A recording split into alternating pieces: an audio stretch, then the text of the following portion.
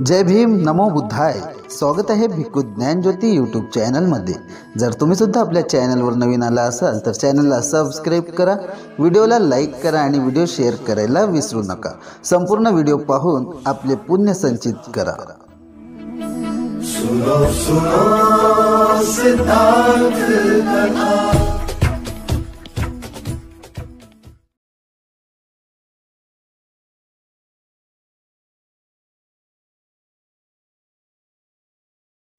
सम्मा सम्बुद्धस्स नमो तस्स भगवतो अरहतो सम्मा सम्बुद्धस्स नमो तस्स भगवतो अरहतो सम्मा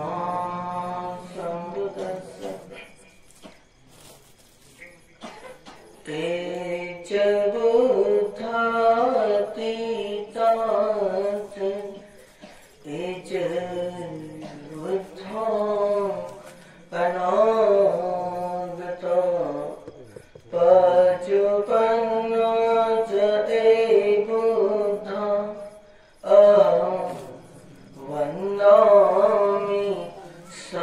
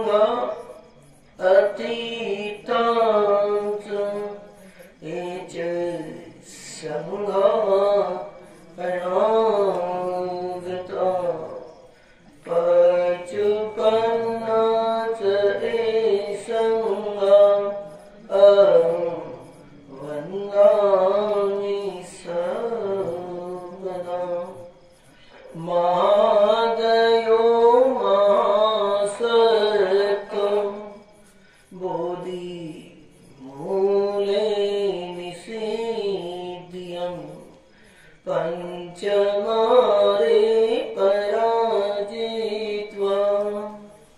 पतो सम्मोदिमोत्तमम् एतेन सत्यवदेनं सोतिते होतु सर्वदा. एतेन सत्यवदेनं सर्वदुःखाभय रोगशोको अन्तराय विनश्यतु. एतेन सत्यवदेनं होतु ते जयं मंगलानि.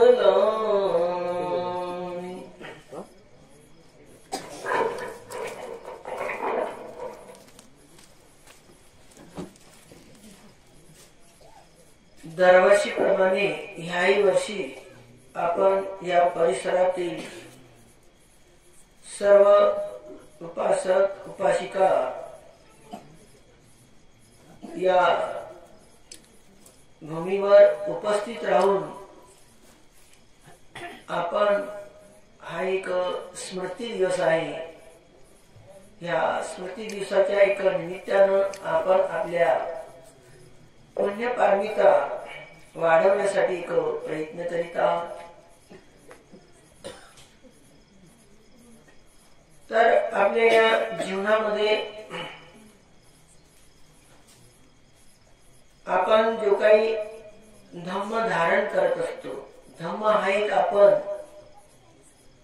ऐकत असतो आणि या धम्म मार्गावर वाटचाल करण्यासाठी आपण प्रयत्न करत असतो. प्रयत्न करत असताना आपल्यामध्ये जे काही मार्ग एकच आहे सर्वांसाठी। जो मग्गा नठेंगी को सेट्टो सेट्टो चतुरोपदा विराग सेट्टो धम्मानं द्विपदानंच चक्षुमा। मार्गात आर्य अष्टांगिक मार्ग श्रेष्ठ आहे। सत्यामध्ये 4 आर्य सत्य श्रेष्ठ आहे। विराग श्रेष्ठ धम्मानं आणि धम्मामध्ये 1 वैराग्य श्रेष्ठ आहे। मनुष्यामध्ये चक्षुमान मनुष्य श्रेष्ठ आहे। हा मार्ग सर्वांसाठी ऐकताना सारखाच आहे, परंतु चालत असताना आपण या मार्गावर सर्वच सारख्या प्रमाणात चालू शकत नाही। कारण आपापल्या पुण्य पारमितेचं जे काही बल असते हे अनेकाचं त्याच्या एक प्रमाणात असते, अलग अलग प्रमाण असते। आणि हे प्रमाण वाढवण्यासाठी आपल्या जीवनामध्ये आपण एक प्रयत्न केले पाहिजे। प्रमुख रूपाने हे आपलं बल वाढवण्यासाठी आपण काय केलं पाहिजे, जे काही एक सत्य क्रिया आहे त्याला आपल्याला एक सम्यक चिंतन सुद्धा करावं लागेल। सम्यक चिंतनाने सुद्धा आपलं एक बल वाढत असते। आपल्या जीवनामध्ये जे श्रद्धा बल आहे, वीर्य बल आहे, स्मृती बल आहे, समाधी बल आहे, हे जेवढ्या प्रमाणात यांचं जे प्रमाण आहे आपल्या पुण्य पारमितेच्या एक आधारावर आहे। आणि या पुण्य पारमिता आपापल्या संकल्पाच्या आधारावर सुद्धा या वाढू शकतात।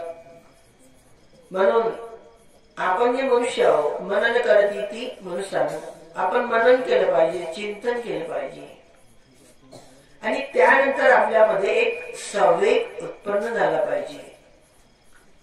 संवेग उत्पन्न होण्यासाठीच आपण बुद्धाचं स्मरण होत असते, धम्माचं स्मरण होत असते, संघाचं एक स्मरण होत असते। जसं बुद्धाचं स्मरण झालं, आपली जी एक श्रद्धा आहे, आपली जी एक श्रद्धा आहे ही आपल्यासाठी कोणी जे काही केलं असेल ते सर्वात बुद्धांनी केलं। हे आपल्यामध्ये बुद्धांनी जे काही माझ्यासाठी केलं आहे, काय केलं आहे त्यांनी? बुद्धांनी आपल्या पुण्य पारमिता पूर्ण केलेल्या आहेत, बुद्धत्व प्राप्त केलेलं आहे। आपल्या मनाची जशी एक श्रद्धा राहील बुद्धाविषयी, धम्माविषयी आणि संघाविषयी श्रद्धा, बुद्धाविषयी जर आपलं सम्यक चिंतन राहील तर आपल्या मनामध्ये तसे संकल्प राहतील, तर आपणही तेवढ्या प्रमाणात आपलं शील पालन करू, तेवढ्या प्रमाणात आपल्याला समाधीचा अभ्यास करता येईल, तेवढ्याच प्रमाणामध्ये आपल्याला विपश्यना करता येईल आणि तेवढ्याच प्रमाणात आपल्याला एक पुण्य पारमिता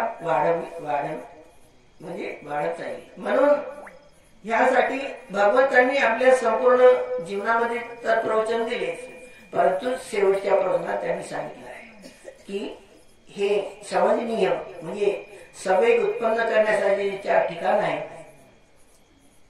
त्या ठिकाणी आपण एक गेलं पाहिजे। त्या ठिकाणाचं महत्व आपल्याला एक आपल्या चित्तात उत्पन्न झालं पाहिजे,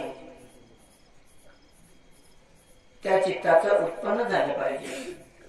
जसं बुद्धगयाविषयी आपल्या मनात अशा प्रकारे चिंतन असलं पाहिजे की ज्या ठिकाणी बुद्धाला एक बुद्धत्व प्राप्त झालेलं आहे त्या भूमीमध्ये असं बुद्धाचं महान असं एक बल आहे। आणि त्या बलाच्या ठिकाणी मी जेव्हा जातो तर त्या ठिकाणी आपल्या मनातील ज्या काही श्रद्धा वाढल्यानंतर काय होत असते, आपल्या मनातील जी काही शंका आहे ही कमी होत असते। शंका कमी करण्यासाठी श्रद्धा एक आपली श्रद्धेचं प्रमाण एक वाढलं पाहिजे. जसं आपण एक म्हणत असतो, जशी वंदना म्हणत असतो आपण म्हणतो ना, उत्तमं नेन मन्येहं पादपंसु अरुत्तमं बुद्धेयो खलितो दोषो बुद्धो खमतु तम म्हणतो ना, आपल्या श्रद्धेने म्हणतो. तर या गाथेचा अर्थ काय होत असते? भगवान हे भगवंता, आपला धर्म असीमित आहे. मी वागण्यासाठी किती प्रयत्न केला तरी तेवढं माझ्याकडून वागणं अशक्य आहे. तेव्हा मी आपल्या चरण धुलीवर एक नतमस्तक होऊन आपल्याला मी एक माफी मागतो. हा त्याचा काय अर्थ आहे. आपण ही घरी वंदना म्हणत असतो, ठीक आहे. मग ही गाथा सार्थक झाली काय? खऱ्या अर्थानं खरोखरच आपण भगवंताच्या चरणधुलीवर आपलं मस्तक ठेवलं काय हे आपल्याला समजणं आवश्यक आहे की नाही? ठेवलं आहे का? नाही. तरी पण आपली श्रद्धा आहे, वाढत आहे. म्हणून आपण ज्या ठिकाणी जात असतो, जसं आपण बुद्ध घ्यायला गेलो, तर मग इथे भगवान बुद्धाचा पाय पडला असेल काय? नाही. तरी आपली श्रद्धा आपण भूमीला लागून आहे, ठीक आहे. पण खऱ्या अर्थानं आपल्या मनाने आपल्याला सांगितलं पाहिजे की नाही, ही चरणधूळ आहे. म्हणून बुद्धगयाच्या परिसरात गेल्यानंतर आपण काय करत असतो, तिथे आपण जसे इतर देशातील उपासक उपासिका भिक्षू भिक्षुणी त्या ठिकाणी एक वंदन करत असतात. ज्या ठिकाणी भगवंतांनी तृतीयम चक्रमण, तिसऱ्या आठवड्यात त्यांनी चक्रमण केलं आहे. 30 फूट जागेमध्ये सतत चालत राहिले 7 आठवडे, नाही का? तर भगवंतांनी जे केलं, बोधिसत्वांनी केलं हे आपल्याला माहित आहे. 6 वर्ष तप केलं, त्यांच्या शरीराचा हाडाचा सापडा झाला, डोळे खोलात गेले, आहे की नाही? पण बुद्ध झाल्यानंतरही भगवंतांनी 7 आठवडे भोजन केलं याचं उदाहरण नाही. हे चिंतन केल्यानंतर आपल्यामध्ये उपोषण करण्याची एक चित्ताला एक सवय लागत असते, बल मिळत असते. आपणही उपोषण करत असतो. तर म्हणून त्या ठिकाणी आपण बरेचसे साधक जाऊन आलेले आहेत, आहे की नाही? पण तशा प्रकारचं वंदन केलेलं आहे का? नाही. म्हणून आपण जेव्हा कधी जाऊ तर तशा प्रकारचं आपण एक वंदन करून आलं पाहिजे की बुद्धांनी केलंय, माझ्यासाठीच केलं. म्हणून भगवंताचं जे प्रथम ध्यान आहे, पहिलं ध्यान कसं आहे? डोळे लावून आहे की नाही? नंतरचं ध्यान कसं आहे? डोळे खोलून आहे. द्वितीय अनिमेषम, अनिमेष लोचन. तिसरं ध्यान कसं आहे? चक्रमण करताना आहे. चौथं पुन्हा डोळे लावून आहे. म्हणून सुरुवातीला आपण जे ध्यान करतो, हे ध्यान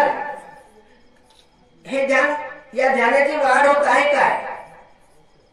तर ते कसं ओळखायचं असते? आपल्याला डोळे खोलून सुद्धा आपल्याला आनापान करता आलं पाहिजे, सवयींना पाहता आलं पाहिजे. मग आपल्याला पाहता डोळे खोलून सुद्धा करता येते असते. मग आपल्याला चक्रमण करून सुद्धा आपल्याला ध्यान करता येते का? अशा प्रकारे आपल्या ध्यानामध्ये मजबूती येत असते. आणि भगवंतांनी सांगितलेलं आहे की चक्रमणात केलेलं ध्यान अकंपित होत असते, म्हणजे ते लवकर नष्ट होऊ शकत नाही. तर अशा प्रकारे भांतीजींनी जे आपल्याला आनापानचा अभ्यास सांगितलेलाच आहे. तर बुद्धाविषयी आपली एक श्रद्धा असली पाहिजे. धम्माविषयी श्रद्धा आहे, हा एक असा एक धम्म आहे. तशी संघाविषयी श्रद्धा, जो भगवंताचा संघ आहे, जे अग्र महाश्रावक आहेत, सारीपुत्त आहे, महामोगलान आहे, अजून श्रावक आहेत ज्यांना एक अग्र उपाधी मिळालेली आहे. जसे महामोगलान आहेत, किती वृद्धिबळ प्राप्त केलेले होते, आहे की नाही? आणि त्यांना दिलेलं दान हे व्यर्थच जाऊ शकत नाही, असं त्या काळातील सर्वांना एक माहित होतं. कारण भगवंतांनी जेव्हा नंदोपनंद भुजंगाचं जेव्हा दमन केलं नाही का, त्यावेळेस मोगलांनीच केलं. नंदोपनंद भुजंग विउदम मैती पुत्तेन थेर भुजगेन दमापियंतो इद्दू पदेश विधिना जितवा मृंदो तंते जसा भोगते जय मंगलाने. ते कमी क्षणात म्हणजे कमी क्षणामध्ये निरोध समापतीमध्ये जात होते. म्हणून त्यांना विषारी सापही काही करू शकत नव्हता. म्हणून त्या काळामध्ये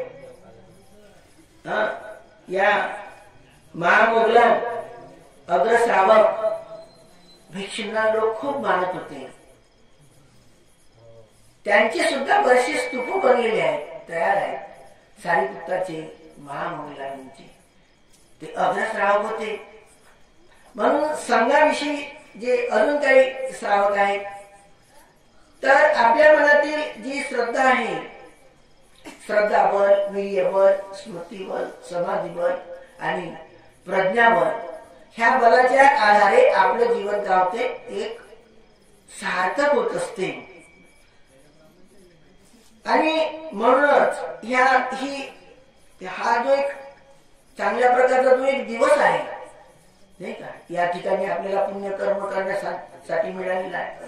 हे तुमचंच पुण्य असलं पाहिजे ना अशा या भूमीवर नाही का.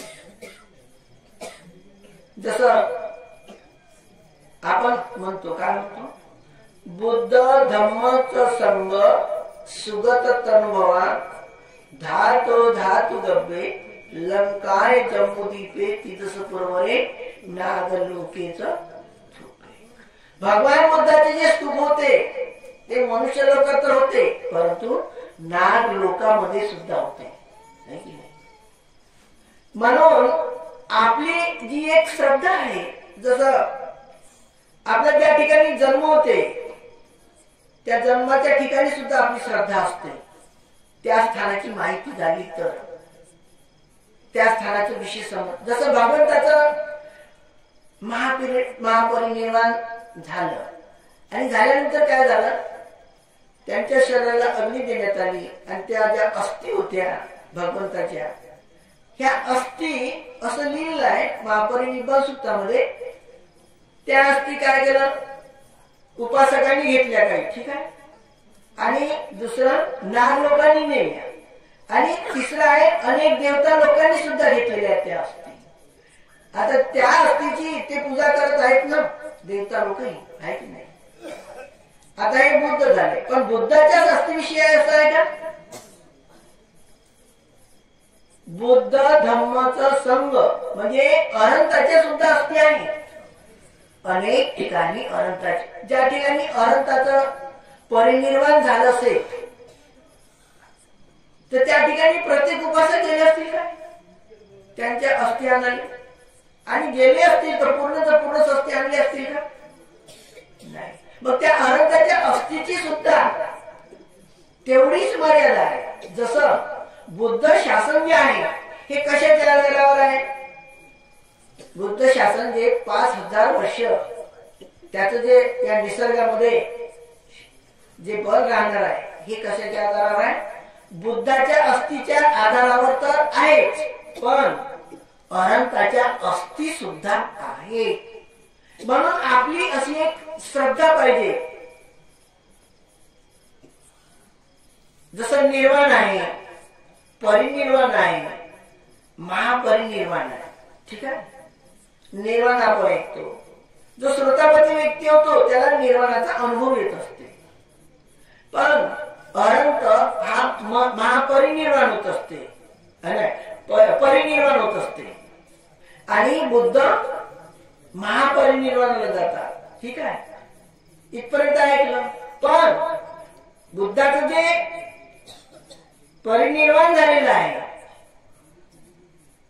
कशाला झालेलं आहे, त्याच्या शरीराचं परिनिर्वाण झालेलं आहे, महापरिनिर्वाण झालेलं आहे, पण त्याच्या धातूचं महापरिनिर्वाण झालेलं नाही, अशी आपल्या मनातली श्रद्धा पाहिजे. बुद्धाचं महापरिनिर्वाण किती वर्षांनी झालं माहित नाही का? 80व्या वर्षी महापरिनिर्वाण झालं. म्हणजे त्यांची जी चित्ताची चेतना आहे ही त्या धातूतून निघाली. पण बुद्धाच्या धातूचं महापरिनिर्वाण कधी होईल? 5000 वर्षानंतर, म्हणजे 2500 वर्षानंतर होईल त्या धातूचं महापरिनिर्वाण. पुन्हा 2500 वर्ष बुद्धाच्या धातू या समांतामध्ये आहेत, अनंताच्या धातू या समांतामध्ये आहेत, नाही का, वातावरणामध्ये आहेत. असं जसं आपला जसा एक परिसर असते, जसा हा एक परिसर आहे आपल्या परिसरात आपले पूर्वज बुद्ध होते, याला काही प्रमाण आहे का? नाही आहे. पण भद्रावती असं ठिकाण आहे, ती लेणी पाहिल्यानंतर की या परिसरात पूर्वी बुद्ध धर्माचे अनुयायी होते, याला कोणी नाही म्हणेल का? हा. तसंच नागपुरामध्ये सुद्धा एवढं नागपूर आहे, पण तिथं बुद्धाच्या मूर्त्या नसल्यामुळे होतं का? नाही. पण आता मूर्ती निघालेली आहे. म्हणते 2 मूर्ती आहेत, भारतीजीने नेली म्हणते छोटीशी, एका घराच्या पायऱ्यामध्ये अष्टधातूची आहे. म्हणजे 5 किलो 5 किलो आहे की नाही म्हणते बोलले. तर म्हणून आता एवढ्या वर्षानंतर, म्हणजे एवढा तिथला मूर्त्या नसतील का पूर्वी, पण विरोधकांनी एवढ्या मूर्त्या गायब केल्या आहे की नाही. आता निघाली त्या ज्योत्यामध्ये दुसरी मूर्त पुन्हा आहे म्हणते. तर अशा एक प्रकारे म्हणून हे झालं मूर्त्याचं प्रमाण. पण कधी कधी मूर्त्या नष्ट झाल्या, पण नाव नष्ट झाले का? बुद्ध धर्माचे जे नाव होते आहे की नाही, जसं आपण साथीला जातो आहे की नाही, विदिशा या त्या स्टेशनाचं नाव आहे की नाही. मग विदिशा कोणाचं नाव होतं? सम्राट अशोकाच्या पत्नीचं नाव होतं. मिटलं का नाव? तसंच आपण या परिसरात आहोत, ह्या परिसराचंही महत्व, आपलंही काही एक संस्कार या भूमीशी जो आलेला आहे या परिसर, नाही का. जसे नागभीडचा का नाग लोकांची, नाग एक अनंत सुद्धा होऊ शकते आणि त्याची गर्दी होती कुठं? त्या नागभीडमध्ये. तर अनंताची गर्दी कुठं राहते? अनंत कुठं राहील? अनंत राहत असतो, त्याचे अधाशय असतात, म्हणजे त्याची रुची असते, त्याची आवड असते. कोणत्या ठिकाणी असते? अनंता लोभातून देशातून मुक्त झालेला तर असते, पण तो गृहस्थी लोकांपासून अलग असते. दुसरी, तो एकांत प्रिय असतो. आणि पुन्हा 6वी गोष्ट असते, लोभ द्वेष मोह यापासून तो मुक्तच असतो. मग प्रवचित असतो, अनंत, नाही का, आणि एकांत प्रिय असतो. आणि तो त्याला जरी अनुभूती झाली नाही, नेहमीच निरोध समापतीची जरी अनुभूती झाली नाही, पण त्याचा चित्ताचा जो कल असते निरोध समापतीमध्ये असतो. ठीक आहे. मग आपला जो एक परिसर आहे, आपण या ठिकाणी आता बसून आहोत की नाही, आपल्या पूर्वेकडील जो भाग पाहिला तर कशी गर्दी राहणार नाही. एवढं अरण्य आहे, एवढं डोंगर आहे की नाही. इथे बऱ्याचशा अनंताच्या अस्थी आहेत असं अनुमान निघू शकते याही काळामध्ये, आहे की नाही. म्हणून हे कधी कधी अनुमान अशा म्हणजे अपेटी ठिकाणी समजा, आहे की नाही, कोणाच्या चित्तात उत्पन्न होत आहे तर हे सेंटरची एक निर्मिती या ठिकाणी विपश्यनेची म्हणा, एक धर्माच्या स्थानाची एक निर्मिती होत आहे. म्हणून जे बल असते, धातूचं जे बल असते हे विशेष प्रकारचं बल असते. धातूचं जे तेज असते हे अलग प्रकारचं तेज असते. म्हणून बुद्धाच्या धातूमध्ये का असते? जसे एक चुंबक असते, चुंबकावर काही लिहून ठेवल्या जात नाही, चुंबक काही कला करत नाही माझ्याकडे ये म्हणून, पण ते त्या चुंबकाच्या परिसरामध्ये ज्यामध्ये लोह्याचे गुण असतात, लोहसत्व असते, ते त्याकडे आकर्षित होत असतात. अशाच प्रकारे ह्या काळामध्ये सुद्धा ज्या ज्या भूमीमध्ये एक धम्म संस्थानाची म्हणा तपोभूमीची निर्मिती होते, त्या त्या परिसरात जे जे उपासक असतात त्यांचंही त्या ठिकाणी पुण्य पारमिता वाढवण्यासाठीच त्यांचा एक जन्म झालेला असते. म्हणून त्यांनी एक संकल्प केले पाहिजे जीवनामध्ये. कधी एक वार्षिक संकल्प असते, ठीक आहे, कधी पौर्णिमेचा संकल्प असते, आणि कधी आठवड्याचा संकल्प असते, आणि कधी एका दिवसाचा संकल्प राहत असते, दररोजचा संकल्प राहत असते.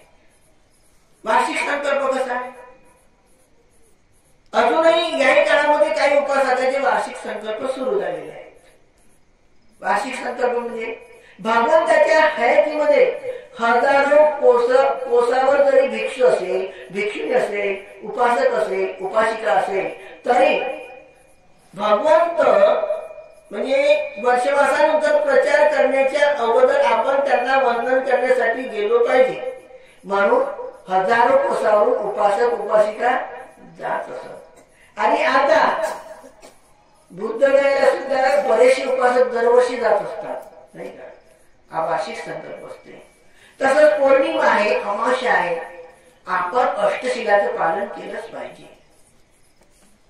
दररोज आपण आपल्या घरी बुद्धवंदना, धम्मवंदना, संघवंदना आपण म्हटलं पाहिजे. कारण त्यामुळे आपल्या चित्ताची एकाग्रता होते, आणि ती एकाग्रता आपल्या गृहस्थ जीवनामध्ये आपण कशा प्रकारे एक चांगल्या तऱ्हेचं जीवन जगू यासाठी ती आपल्याला काय होते, एक आधार होत असते.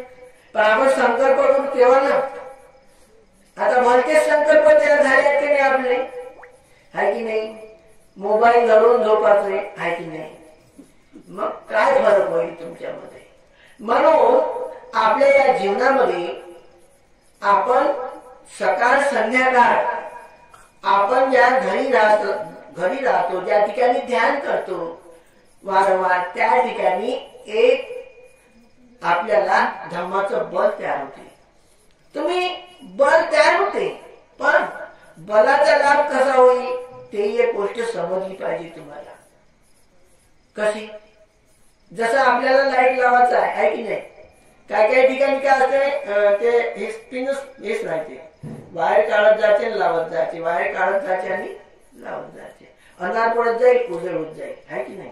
त्याच्यानं बॅटरी चार्जिंग होईल का? नाही. अशाच प्रकारे आपण जे ध्यान करत असतो, आहे की नाही? भगवंतानी कसं ध्यान केलं? 7 दिवस ते हालतच नव्हते. मग आपणही एका घंट्याचा संकल्प केला पाहिजे. काहीतरी वेळाचा अर्ध्या घंट्याचा तरी नाही, हालतच नाही, आहे की नाही? तर मग काय होईल? आपल्याला खूप मोठ्या शक्तीचा लाभ होईल. कोणत्या शक्तीचा?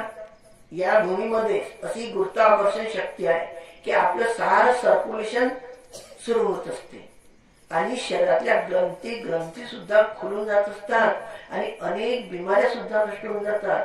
बुद्धिमत्तेमध्ये वाढ होते. निर्णय घेण्याच्या त्याच्या क्षमता सुद्धा स्वतःसाठी आणि इतरांसाठी योग्य प्रकारचे असतात. भिक्षू असो, उपासक असो, उपासिका असो, नाही का?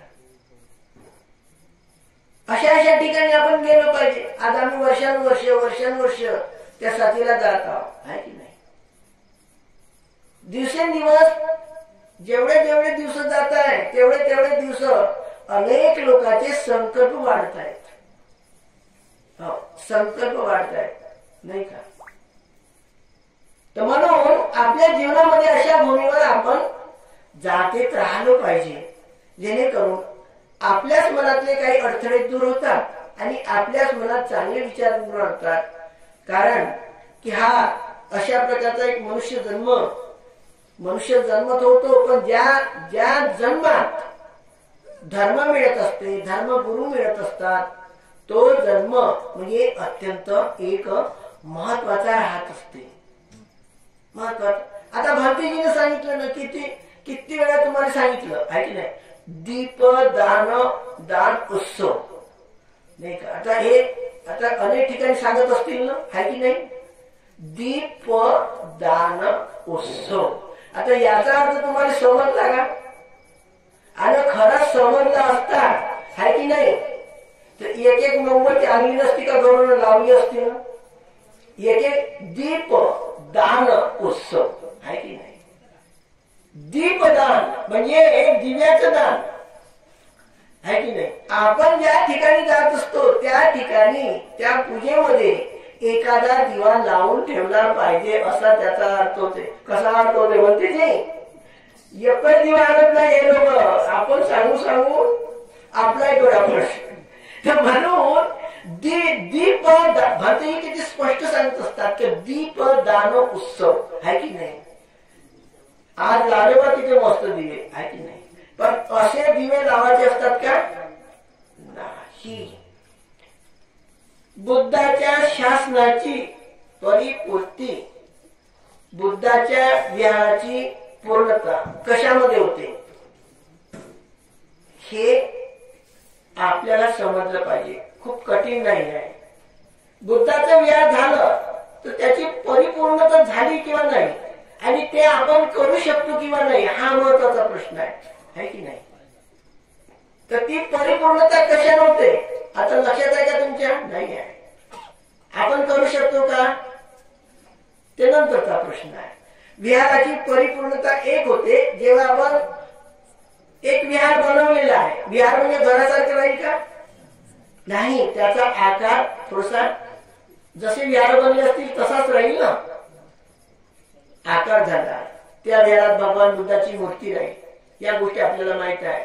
बुद्ध विहाराच्या समोर बोधी वृक्ष असणं अत्यंत गरजेचं आहे, हा एक मत आहे की नाही. पण बोधी वृक्ष लावलाही तरी विहाराची परिपूर्णता झालेली नाही. तर काय पाहिजे? बुद्ध विहाराच्या परिसरात तुमच्या शक्तीनुसार तुम्ही स्तूप बांधला पाहिजे. तो आता आणि ते स्तूप बांधला पाहिजे, तो केवढा बांधू शकता असं काहीच नाही आहे. नाहीतर तुम्हाला असं वाटतं की भांतेजीने एवढा स्तूप बांधला, आता आमच्या त्यानं कसा बांधून होईल, आहे की नाही. तसं नाही आहे. स्तूप आहे 2-3 फुटाचाही राहू शकतो, 5 फुटाचाही राहू शकतो, 10 फुटाचाही राहू शकतो. आणि त्यामध्ये आपल्याला जर आपली धर्मावर श्रद्धा आहे, इहलोक परलोकावर श्रद्धा आहे, आपण ज्या अस्थी आणल्या आणि आपल्या मनात शंका असली की आपल्याला खऱ्या दिल्या किंवा खोट्या दिल्या, तो प्रश्न अलग राहील. आपल्या मनाची श्रद्धा असेल, आपलं शील असेल, आपल्या पुण्य पारमिता असतील तर समान धातू स्कंद हा एक विषय आहे. देवता त्या ठिकाणी भगवान बुद्धाच्या अनंताच्या स्तरीय अस्थी आणतीलच, कारण की अनंताच्या अस्थी अपमान बुद्धो, अपमान धर्मो, अपमान संघो अप्रमाणित आहे. असं नाही आहे की अमक्याच ठिकाणी आहे आणि एवढ्याच आहे, असं नाही आहे. आणि या अस्थी अपमान बुद्धो, अपमान धर्मो, अपमान बुद्ध अप्रमाणित आहे, प्रमाण नाही आहे. बुद्धाचं शील असीमित आहे, त्याचं तेज आहे, ह्या सर्व आपण तसाच संघ सुद्धा अप्रमाणित आहे. मग संघाच्या अस्थी सुद्धा वातावरणामध्ये आहेत की नाही. म्हणून त्या देवता, जसं आपण समंता चक्र वालिशू म्हणतो, त्या देवता त्या अस्थी घेऊन येतील आणि त्या स्तूप, तो लहान स्तूप आता जसं हे जे ह्या जे दिवे लावलेले आहे की नाही, हे असे दिवे थोडेसे बरोबर नाही आहे की नाही. भांतेजीने सांगितलं आहे की नाही, शेणाचे स्तूप बनवत होते, कालांतराने बनवत होते आहे की नाही. आता याकडे शेणाचे स्तूप बनवता येतील का तुम्हाला? चोरी करायला लागल, सील तोडा लागल, कारण घरोघरी बैलच नाही आहे ना. मग शेणाचे नाही तर ठीक आहे, म्हणून छोटासा एक स्तूप बनवणं गरजेचं असते. त्या स्तूपाच्या निमित्तानं आपण एक दिवा लावत असतो, किंवा विहारात सुद्धा एक स्तूप राहत असते पूजेच्या समोर सुद्धा, ठीक आहे. तर म्हणून घनसारपदीपेन दीपेन तमदंसिना ती लोक दीप संबुद्धम पूजयामी तमोदम. गंभीर अर्थ आहे. ती लोक दीप, हा जो दिवा जरी तेलाचा असेल, परंतु मनुष्याला एखादी वस्तू पाहायची आहे तर त्याला कशाची गरज आहे? डोळ्याची गरज आहे आणि प्रकाशाची गरज आहे. एखाद्या अंधाऱ्या रूम मध्ये आपले डोळे आहे, आपण गेलो तर ती मूर्ती आपल्याला दिसेल का? नाही दिसू शकत. डोळ्याची आवश्यकता आहे, प्रकाशाची आवश्यकता आहे की नाही?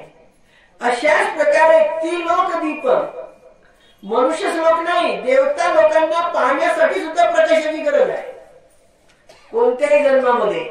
म्हणून दीपदान उत्सव, या दीपदानाच्या आधारानं ज्या जन्मात आपण अरहंत होऊ त्यावेळेस आपल्या दिव्य चक्षुचे एक प्रमाण राहत असते, अलग अलग प्रमाणामध्ये राहत असते. म्हणून अरहंताच्या सत्यवाणीतून दीपदान उत्सव आहे की नाही. एक एक मनुष्य एक एक दिवा त्या स्तूपाच्या एक परिसरामध्ये लावत असतो. काय कारण असते? कधी ना कधी त्याला त्याचा जर विश्वास असेल की मनुष्य सर्व प्रकारच्या दुःखातून मुक्त होऊ शकतो, अरहंत होऊ शकतो. अरहंत होताच क्षणी, नाही का, होता क्षणी त्याला 3 विद्या प्राप्त होतात. त्याला उभे निवास अनुसती, जसं आपलं चित्त, आपण म्हणलं भूतकाळात जाऊ द्या तर जाईल, समजदार जिथपर्यंत आपल्याला 7 वर्षापर्यंत त्या घटना आठवतील. तशाच प्रकारे त्याला एवढं कळते की माझं जन्म घेण्याचं कारण खतम झालं, माझा जन्म होऊ शकत नाही. आणि एका क्षणात त्याला देवता लोक पाहता येते. पण त्याचं जे प्रमाण असते ते कसं असते? त्याच्या पुण्य पार्वतीच्या आधारावर असते. त्याच्यातला एक भाग दीपदान उत्सवात मधला एक दीपदानातला एक भाग राहत असते. म्हणून बुद्धगयाला जे इतर जे लोक येतात ना, तर दिव्यानं असं सजवून जात असते पूर्ण परिसर आहे ना. आपण म्हणतो बयाळ झाले म्हणतो, आता ते बयाळ आहे का आपण बयाळ होतं काय माहित आहे. तर म्हणून दीपदान उत्सव जेव्हा स्तूप निर्माण होत असतात आहे की नाही, जशी एक मनुष्य असते, जसं बुद्धाच्या धातू आहेत, बुद्धाच्या धातूवर काय स्तूप आहे तर आपल्याला त्याची जाणीव होईल. अरहंताचे धातू कोण्या ठिकाणी आहेत त्याची आपल्याला असूनही आपल्याला आपण त्याच्या जवळूनही जाऊ तरी आपल्याला त्याची, आता जसे आहे, जसं आता हा एक डोंगर आहे आपल्या पूर्वेकडे. आता या अरण्यामध्ये म्हणजे जंगलामध्ये असे बरेचसे काही लोक, शेतकरी म्हणा, जंगली म्हणा, गुराखी म्हणा, जात नाही का? जातातच ना. आता जातात, याचा अर्थ तिथं अरहंताच्या धातू नाही आहे असं नाही आहे. देवता लोकांच्या सानिध्यात अरहंताच्या धातू असतातच, कारण की ही सत्यक्रिया आहे. बुद्ध धम्मच संघ सुगत तन्वय धातू गब्बे. स्तूपामध्ये तर गर्भामध्ये तर असतात, परंतु ज्या ज्या ठिकाणी असंख्य अरहंत झाले, अरहंताच्या धातूचं शरीराचं परिनिर्वाण झालेलं आहे. अरहंताच्या धातूचं सुद्धा महापरिनिर्वाण झालेलं नाही. हे एका वेळेसच होईल. बुद्धाच्या धातूचं महापरिनिर्वाण आणि अरहंताच्या धातूचं सुद्धा परिनिर्वाण एका वेळेस होईल. कधी? जेव्हा बुद्ध शासन समाप्त होईल पुन्हा 2500 वर्षानंतर. अशी जर आपली श्रद्धा होईल नाही का, तर तुम्हाला तुमच्या चित्तात असं एक उत्पन्न होईल, नाही आपण छोटं ना छोटं एक स्तूप बनवलंच पाहिजे. जसं आंबोळ्याच्या परिसरातील जशी स्तूपाची सुरुवात झाली आहे की नाही, अनेक लोक आपोआप त्या स्तूपाचा परीघ वाढवला, व्यास वाढवला, सर्व काम त्या प्रमाणामध्ये त्यांनी मोठे केले आहे की नाही. तर तेव्हा म्हणजे ही चेतना कोणाची आहे? सम्राट अशोकाची चेतना आहे. कारण 8च ठिकाणी आहेत ना. मग इतके हजारोच्या कोसानं लांब उपासक उपासिका आहेत, त्यांचे पुण्य कर्म कसे होतील? त्यांच्या पुण्य पारमिता कशा वाढतील? म्हणून सम्राट अशोकांनी काय केलं, जेव्हा ते सम्राट बनले तेव्हा त्या 8ही स्तूपातल्या काही ठिकाणच्या वस्तू त्यांनी अरहंताच्याच आदेशानं, मार्गदर्शनानं त्या काढल्या. आणि भगवान बुद्धाचा जो एक धम्म आहे, भगवान बुद्धाचे जे उपदेश आहेत हे 84,000 उपदेश आहेत.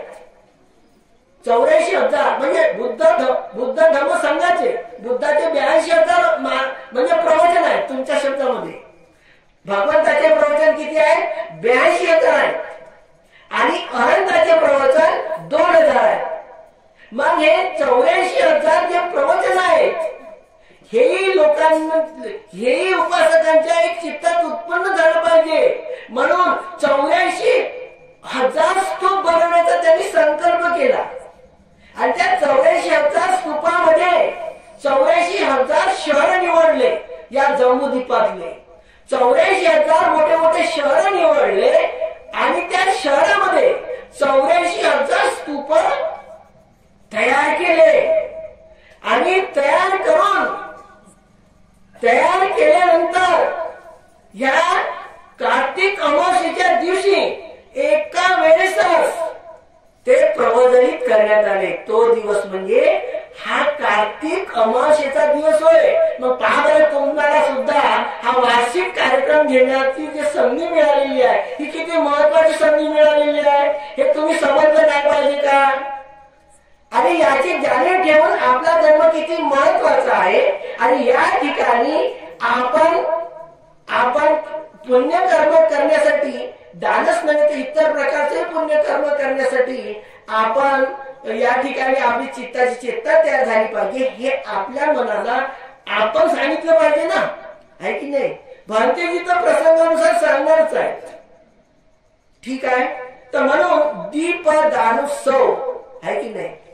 तर बरेचसे दिवे लावले आहे की नाही? कोणी लातेने आता त्याला फेकफाक करते, आहे की नाही?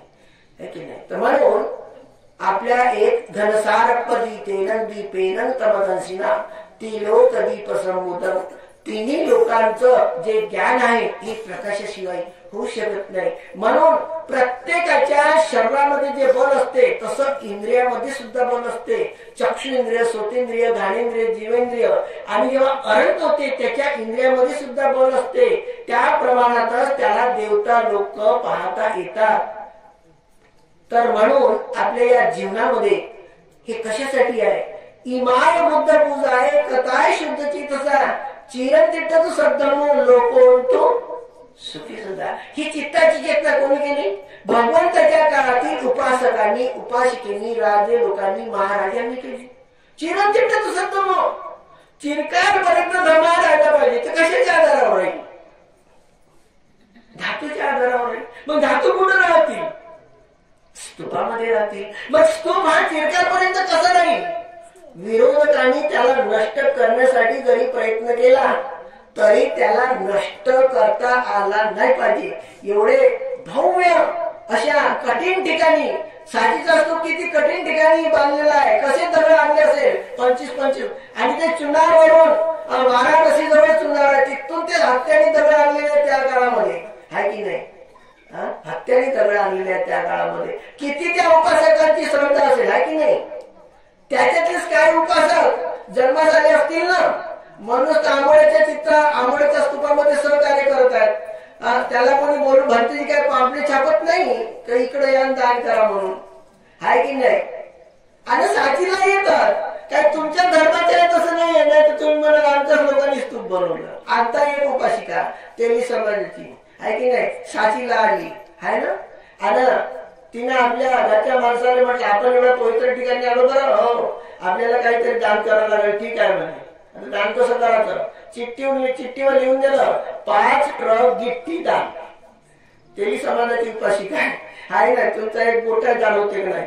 तर अशा काही काही उपासिका. तर म्हणून आपल्या जीवनामध्ये जी संधी मिळत असते ही सर्वांना संधी मिळायला पाहिजे.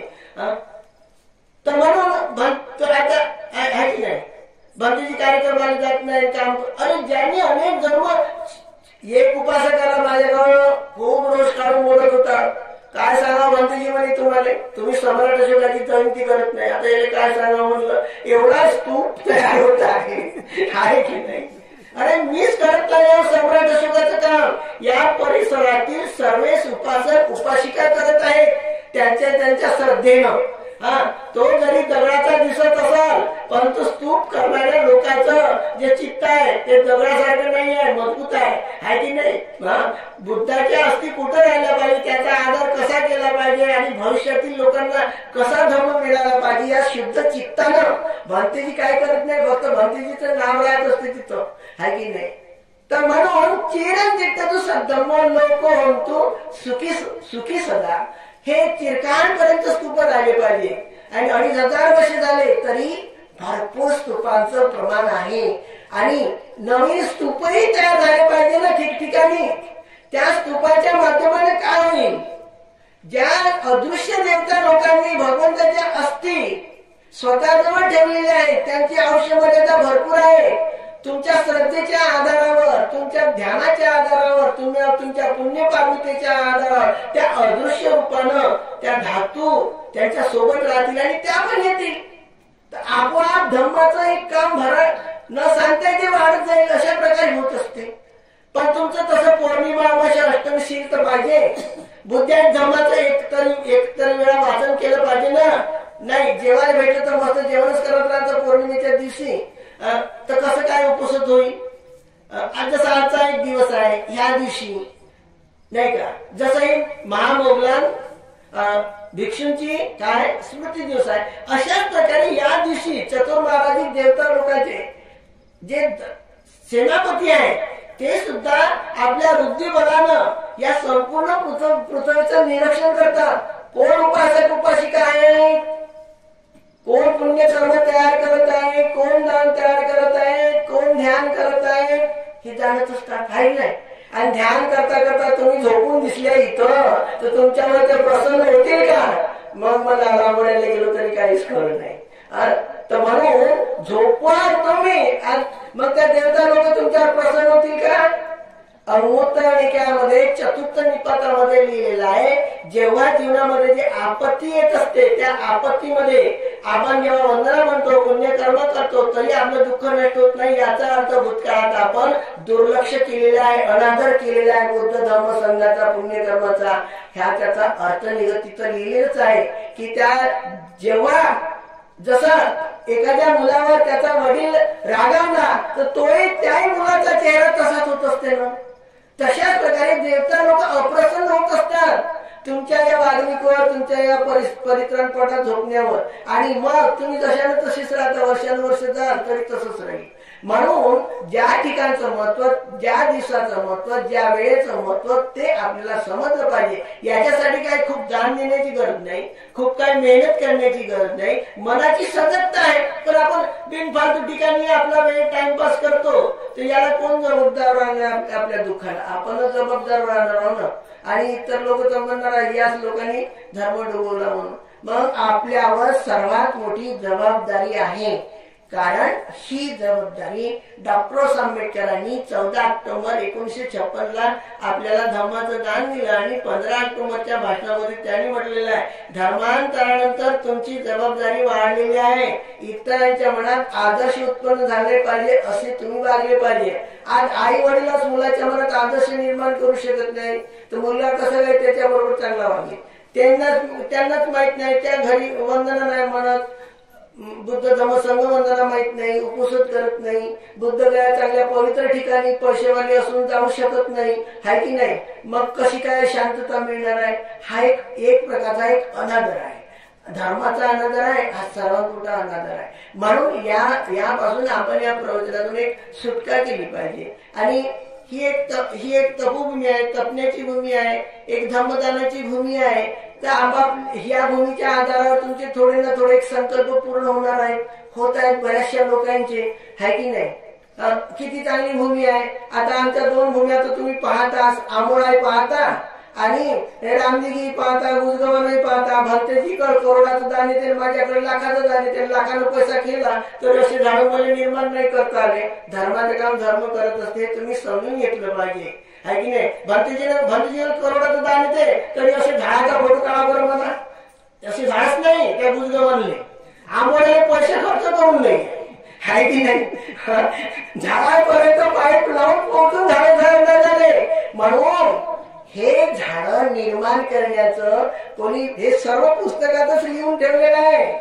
महापरिनिब्बाण सूत्रामध्ये आहे, ज्या ठिकाणी झाडं तयार होतात त्या ठिकाणी वृक्ष देवता राहत असतात. देवता लोकांच्या मनात ते प्रथम निर्माण होत असते, नंतर मनुष्य लोकात निर्माण होत असते. तेव्हा पाटील पुत्र शहर हे तथागताच्या काळात तयार झालेलं होतं, हाय की नाही. म्हणून आपण जरी खूप काही अपिटी आहोत तरी आपलं काहीतरी पुण्य आहे असं म्हणून आपले हेवे दार हे सर्व सोडसाड करून आपण एकत्र येऊन धम्मदानाचं काम करत आहोत. या खेड्यातून एक धम्माचं दान होत आहे सर्व लोकांना.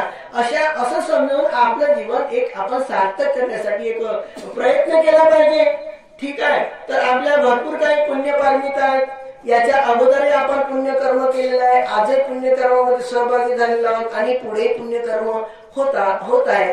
ह्या पुण्यकर्माच्या आधारावर आपली चित्ताची चेतना जशी असली तशी होत असते. म्हणून आपले जे संकल्प आहेत, इमिना पुण्य कमेन मानबाल समागमो सतन समागमो तू यावर निब्बाण पत्त्या, एका जन्माचा, एका दिवसाचा किंवा एका वर्षाचा किंवा एका जन्माचा संकल्प नाही राहत. निर्वाण प्राप्तीपर्यंत मला मूर्खाची संगती न घडो, सज्जनांची संगती घडो. ह्या पुण्यकर्मामुळे असा ज्यांचा मानस असते तर जन्मोजन्मी कोण्या ना कोण्या निमित्ताने ते धर्माच्या संपर्कात जातील, धर्मश्रवण करतील आणि धार्मिक कामात मदत करतील, आपलं जीवन एक सफल करतील. म्हणून हे महत्वाचे संकल्प आहे.